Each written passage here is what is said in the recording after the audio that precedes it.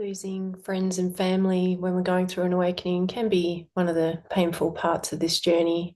And I thought I would talk about this today as to why this happens, why we experience such loss in this way.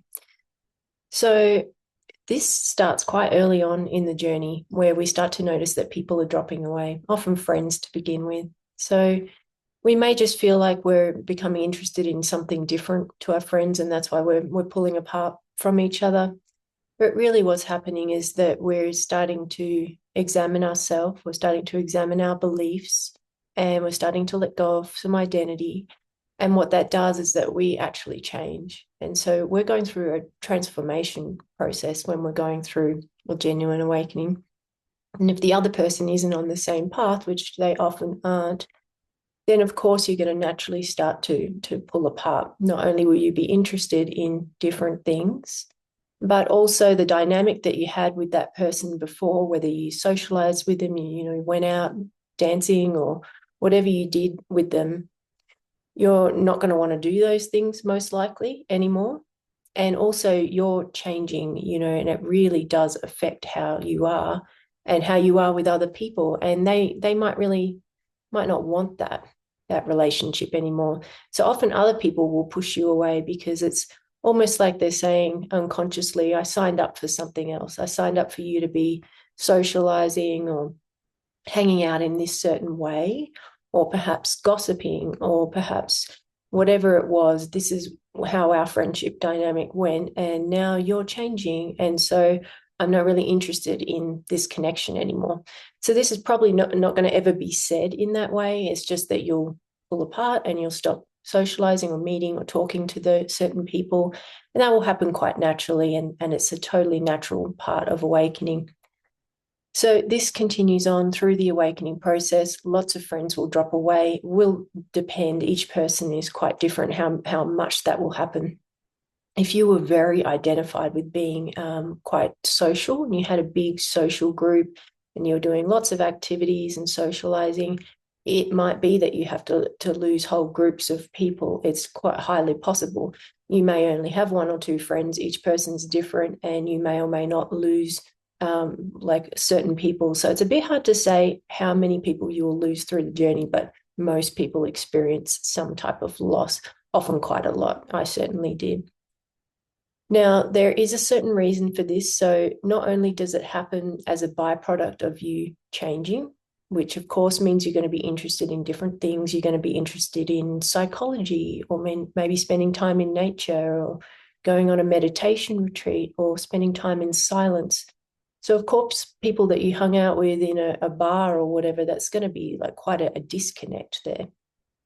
And so what often happens is we start then to gravitate towards people that we could say are more in alignment with where we're at on our journey.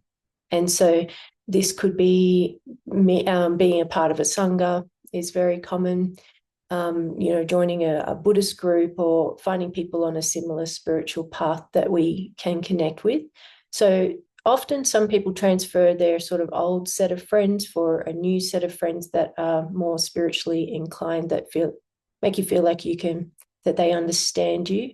That can happen, but some people lose their friends and they don't really find anyone to replace that. So either way is fine. There's no right or wrong, but it just usually manifests slightly differently.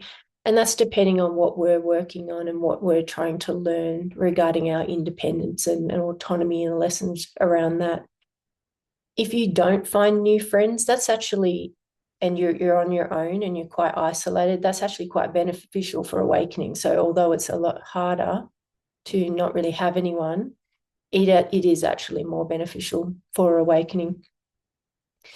So then the journey will go on. If you did collect a few spiritual friends along the way, as you keep deepening, you may, we could say, outgrow them, but if they're just not on the same page anymore, we can sort of continually change and people will continually drop away. So that process will just keep happening. Even with spiritual friends, you'll sort of outgrow groups or whatever it is if you keep going through the process. Now, family members and people that are friends that are really close to us, our closest friends, this is where it starts to be really painful, and it can feel like quite a loss when these people are dropping away. And what happens is that the light of illumination, truth, what we are through the awakening process is constantly trying to make everything conscious. And through life, it's trying to shine this light on relationships to see, is this relationship healthy? Is this relationship going to survive awakening? Is it in alignment with truth? Is it going to support the awakening process? So if it had a voice, these would be the questions that it asked. And so it gives you an indication on what type of relationships may possibly last through the awakening process and which ones may have to go. Typically, relationships that are highly toxic, violent, will go.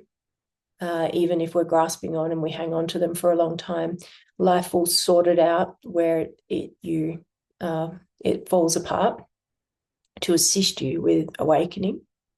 But even relationships that are just sort of dysfunctional, perhaps toxic, they often fall apart as well, but you're usually given a lot of chances. And this is more talking about romantic relationships now. Usually given a lot of chances to try and repair it with the person, such as go to therapy, couples counseling, that type of thing, to try and see if you can sort your issues out. Life will provide opportunities for that to happen. But of course, some people are just not able to change or do what they need to do to help the relationship to become healthy. And because you're changing on your side, because you're going through an awakening, it's going to make you draw further apart and make it harder for you to stay together. So there's no set rule as to which relationships stay and which go. But you can say, generally speaking, if it's very violent, those ones typically go. If it's toxic, you're given a chance to work those out. And if you can't resolve them over time, over years, then often they also end. If your partner or your friend is scared of awakening and they're finding it very triggering, often those relationships can end as well, because it's only going to get deeper for you. You can't go backwards on the journey. It's a one direction, one way journey. And so you're only going to be endlessly deepening and facing all these things. And it can be quite confronting for people. So people that find that scary, they're going to drop away often too. And so I know this is a bit of a negative talk, but it's just to help you to know that this is natural. This is a part of awakening. And although it's painful, you do cope with it. You adapt to it. Sometimes you pick up some new spiritual friends along the way that can be really beautiful. Sometimes you don't, but in the end, you won't care either way once you're awake. So part of the reason of why this is happening is to start to break our dependence that we have, that the separate self, the illusory self, has on the world around it and the people around it. So we all start there. We all start being dependent in some way, whether it's to get our emotional needs met, calling up a friend to help us to feel better. I'm not saying that it's wrong. I'm just saying this is a part of the dream and a part of how the illusory self functions, is that it gets a sense of existence, of believing that there are others out there that are going to help it.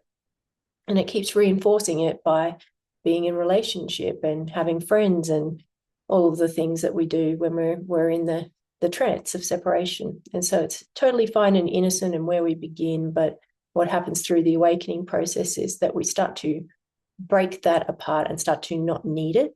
We start to become completely independent. We're able to stand on our own 2 feet and not need any support from anyone else.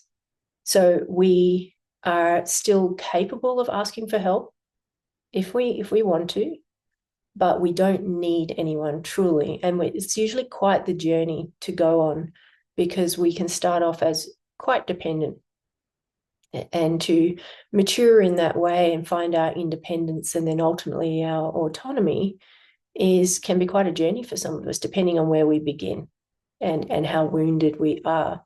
So we're going to have a lot of attachments to people. Typically, we might have a big family and we're attached to a lot of the family members.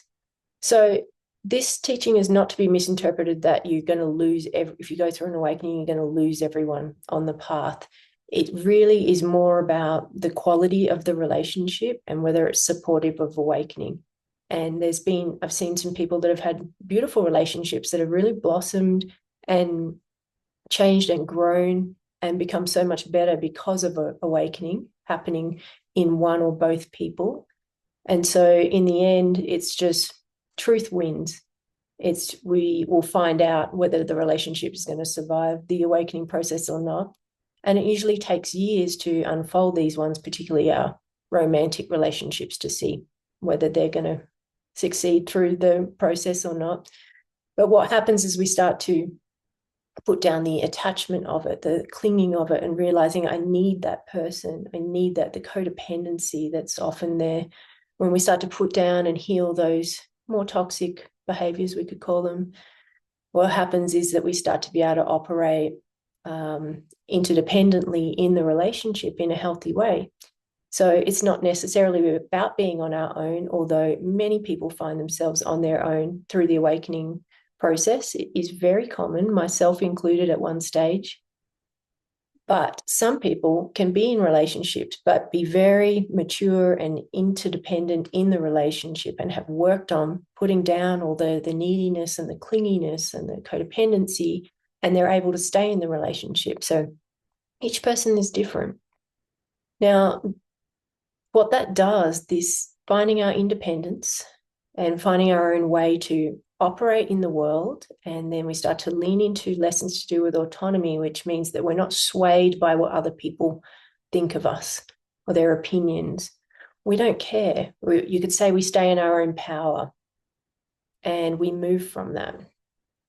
So it's a very strong, mature energy that can take a while to build towards. And when we're in that, then we can be in relationship or out of relationship, and it doesn't matter to us. It doesn't matter to us. And the other part to this is facing the aloneness, which I've talked about before, but I'll mention here again, the aloneness of our being. So this is one of the lessons, besides developing that autonomy and independence so that we can be a highly functioning human in the world. Besides developing that, which is a part of why these relationships really get cleaned up, you could say, and drop away and sorted out through the awakening process. The other thing is we're tapping into the aloneness. Now, for a lot of us to access this such a deep level of existential aloneness, which is very different from being alone, something very different, to access it, the portal is that we need to be physically alone. And so this might feel like losing someone close to us. Maybe they die, and now we feel like we have nobody. Maybe we were totally attached to one person, and now we feel like we have nobody. And what that will do is help us to really surrender into this realization that we need to have through awakening, which is that I am alone. There is nobody else here. And it can be quite hard to access, but it can be a portal when we have a loss like this and we do feel very much on our own. Perhaps we have a marriage that's not successful or something along those lines, a big loss. That can really help us to then, if we don't go clambering, to try and fill up our time and our space with people and activity, and instead just really drop and die into that feeling of I am alone, and let it take you on a journey. It's painful and deep, but is the way forward with awakening. And it's only temporary. It's just going to be a cycle that will resolve itself. And it's to help you to have the realization that you truly are alone, and that's what oneness is that there's no other, there's only one. So of course, all alone, you all along were alone, and also you're everything. And so you're sort of never alone in a way. So it's kind of a weird paradox, and it gets totally resolved and is no longer painful once you've worked your way through the layers of it.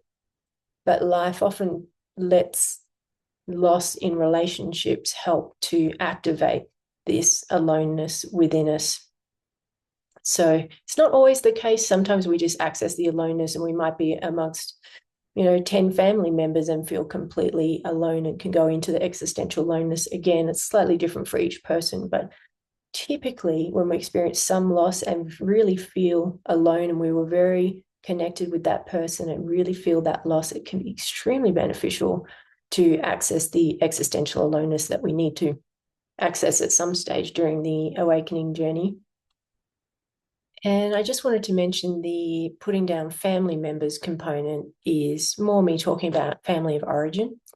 So like where you parents, who your parents were and siblings. Now, this is a whole different sort of journey that we go on because it's a lot more based in karma. And yes, some of these people will drop away, but there'll be usually a lot of healing work and a lot of illumination that goes on there that might be quite different to the friendships that are dropping away. So often we do a lot of work on healing the parental wounds and the masculine and feminine wounds and all the things that started from childhood where it all the karma came back into form. Now, some people want to heal that through relating to parents and trying to resolve things in the family dynamics, and that feels right for them.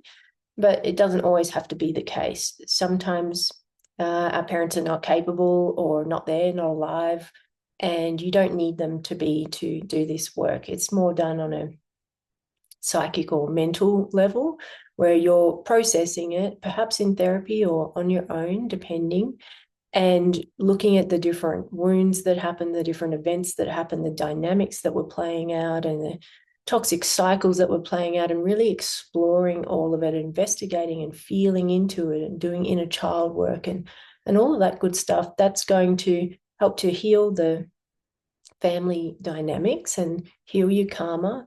And what that will do is, in regards to the relationships, is some of those relationships will drop away and some will perhaps get closer, and you just won't know until you go through the process. So sometimes, depending on the maturity of the other person, perhaps you've got a mother that's maybe not into awakening but has done some healing work on herself, and you might find that that connection deepens. So often people report that they disconnect from family members, particularly if you had a difficult childhood and the family is quite dysfunctional. It's quite normal to pull away from your family of origin when you're going through an awakening. You may connect with them just occasionally later on down the track, but they may be feeling this, may need a period of time where you get distance from them while you do all the processing and the healing, so that you're not getting pulled back into those old karmic patterns through connecting with them, which can happen. It really puts us asleep very quickly. So having that space from them can really help while you're doing this healing and processing work.